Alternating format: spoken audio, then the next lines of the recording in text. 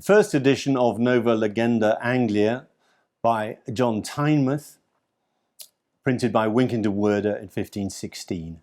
I'm Adam Douglas, Senior Specialist in Rare Books from Peter Harrington, and I'd like to show you this remarkable copy, which has been in a number of interesting libraries. Now, this is a Lives of the English Saints compilation, competing, of course, with Lives of all manner of saints, but this is a specifically English book. And like a lot of Wynkyn de Worde's books, it has some illustration. It has this rather crowded and very medieval looking woodcut of all the saints in glory. And the woodcut is actually repeated 3 times. It forms the opening leaf of the book here, and then to face the title page, as I showed you before. And it's also right at the end of the book, where it faces, in a double page spread, it faces the colophon. And if we just pull over to the left hand side, we see here that there's the title explicit, Nova Legenda Anglia, and it's printed by Wynkyn de Worde, who's William Caxton's successor, of course, in 1516, in February 1516. So Wynkyn de Worde, of course, had come to England with Caxton's press. It's almost as if Caxton brought the press and the man together and succeeded Caxton.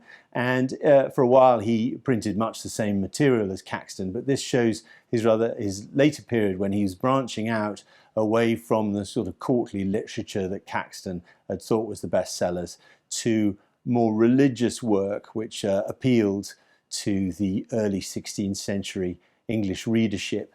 So very nicely printed book in double column and black letter, of course, as you would expect at this date.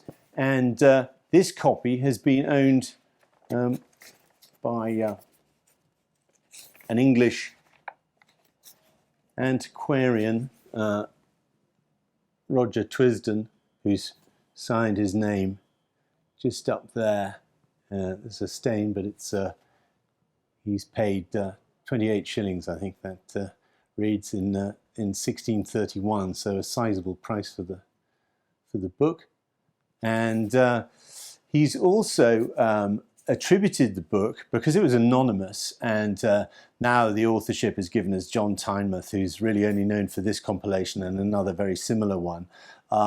He's associated it with John Capgrave, who's a more famous figure than the rather obscure John TYNEMOUTH, and actually has added some notes right at the beginning of the book about Capgrave. There's various notes here, and a biography of him written out in Latin.